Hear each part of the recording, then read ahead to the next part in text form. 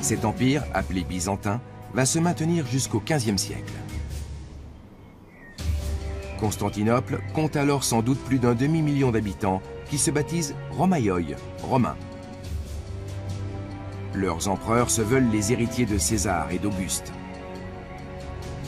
Constantinople est une nouvelle Rome, c'est aussi un pôle de savoir avec des érudits à la pointe de la connaissance dans tous les domaines. Les bibliothèques de Constantinople recèlent alors des trésors inestimables, la totalité du savoir de l'Antiquité.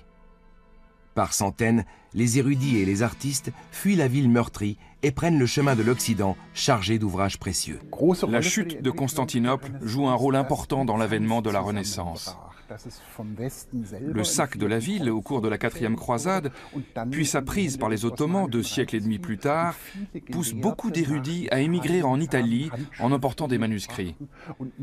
Là, dans cette culture qui leur paraît barbare, ils s'efforcent d'introduire des idées et des valeurs nouvelles et de faire circuler leurs écrits.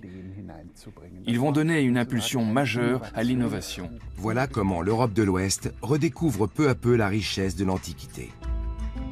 Par exemple, l'art de sculpter dans le marbre un mouvement vivant et réaliste, un savoir-faire oublié au Moyen-Âge, ou les fresques antiques qui inspirent les peintres. Mais aussi les chefs-d'œuvre de l'ingénierie antique, ce qui entraîne une vague d'innovation.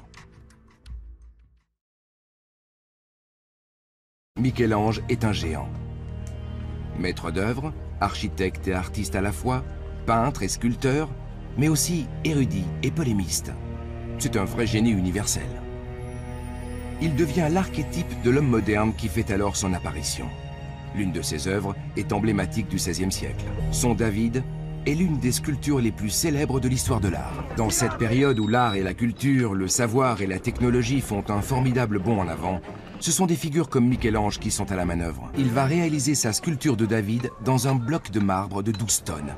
C'est une obsession qui va durer 3 ans. Il travaille sans relâche pour réaliser une œuvre de 5 mètres de haut, la première statue monumentale de la haute Renaissance. Michel-Ange le représente en effet dans la posture d'un dieu. L'humain et le divin mis sur le même plan. 9 ans après avoir achevé son David, Michel-Ange réalise une statue de Moïse pour le tombeau du pape Jules II. Haute de plus de 2 mètres, elle montre un prophète courroucé, aux veines saillantes et à l'allure terrifiante. Une représentation qui rappelle les dieux de l'Antiquité. Michel-Ange a beaucoup appris des anciens, mais il ne se contente pas de les copier. La Renaissance est bien plus qu'une répétition de l'Antiquité. Si l'on perfectionne les arts et les techniques des Grecs et des Romains, c'est pour créer quelque chose de nouveau. Rome, 1547. Parmi les brillants esprits de la Renaissance, Michel-Ange occupe une place à part. Cette année-là, il prend la direction du gigantesque chantier de la basilique Saint-Pierre. Il est âgé de 72 ans, mais il a toujours de grandes ambitions.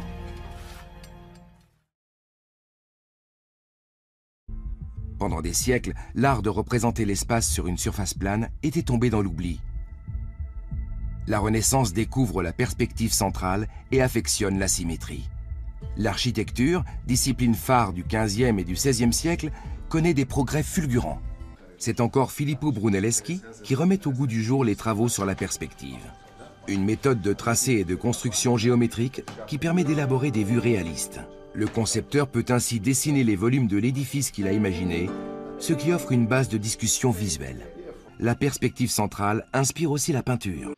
À la Renaissance, on découvre les principes de la perspective linéaire qui permettent de donner l'illusion parfaite de la profondeur. Ce portrait du roi François Ier a été peint par Jean Clouet vers 1530. À cette époque, le portrait individuel se développe et son format devient de plus en plus grand. Approchez et observant en quoi ce tableau est une œuvre clé de l'époque. Pour la première fois, on ne montre pas le roi en prière comme au Moyen-Âge, mais regardant ses sujets. Son visage n'est plus de profil, mais de 3/4 face. Il est en costume de cour, mais sans couronne. Vêtu à la mode italienne, François Ier apparaît en homme de cour raffiné. Observez combien son corps occupe tout l'espace et dépasse même du cadre. C'est un moyen d'exprimer sa puissance. Dans un esprit caractéristique de la Renaissance, l'artiste peint un portrait du roi très ressemblant, mais doté d'une beauté idéale. Cette manière d'idéaliser le réel est typique de cette époque.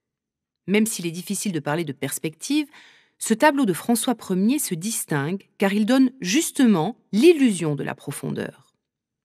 Le roi apparaît dans un espace clairement défini entre le parapet sur lequel s'appuie sa main droite et l'arrière-plan où l'on distingue l'ombre portée de son corps sur la tenture rouge, la couleur du pouvoir. La naissance de Vénus est un chef-d'œuvre de la Renaissance italienne. Ce tableau a été peint par Botticelli. Observons les caractéristiques de cette nouvelle façon de peindre, en rupture avec l'art médiéval. À la Renaissance, les artistes s'inspirent de la mythologie. Botticelli peint ici Vénus. D'après Homère et Hésiode, la déesse de la beauté et de l'amour est née déjà adulte de l'écume de la mer. À l'exception d'Adam et Ève, il y a très peu de nus dans l'art médiéval. Botticelli rompt avec la représentation du corps de l'époque et peint la déesse en s'inspirant d'une célèbre sculpture antique, la Vénus pudique.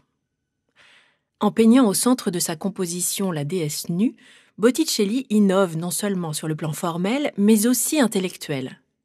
La nudité est légitimée et glorifiée grâce à l'antique qui est devenu un modèle de référence dans les arts et dans la pensée.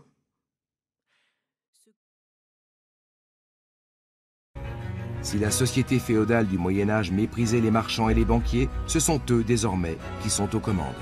De grandes familles fortunées font leur apparition. Parmi elles, les Médicis.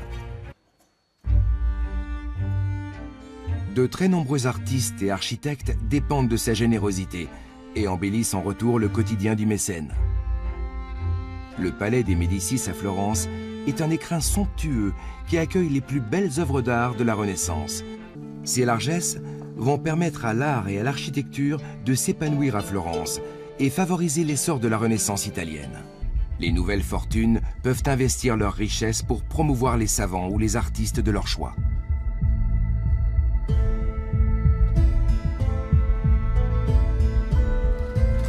Les inventions et les découvertes se succèdent à un rythme effréné.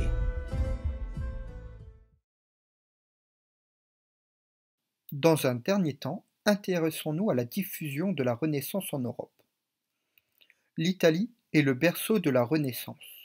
En effet, la Renaissance va se développer dans des villes comme Florence, Milan, Rome, Venise ou encore Vérone et Ferrare.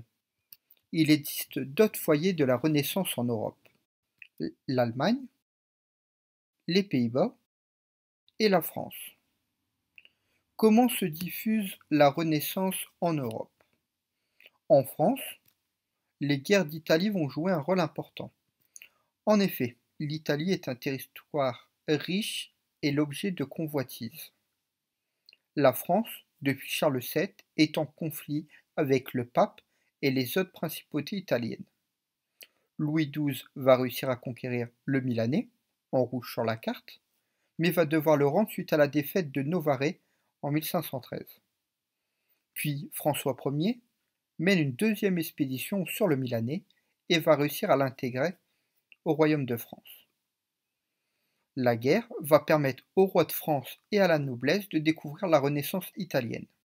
Il faut aussi évoquer le rôle des mécènes, notamment les princes. On peut évoquer encore une fois François Ier, qui va faire venir en France Léonard de Vinci, qui va travailler notamment sur le château de Chambord. Il va également faire décorer ses châteaux de Blois et de Fontainebleau dans le style italien. Ici, par exemple, la galerie royale de Fontainebleau, réalisée par Rousseau.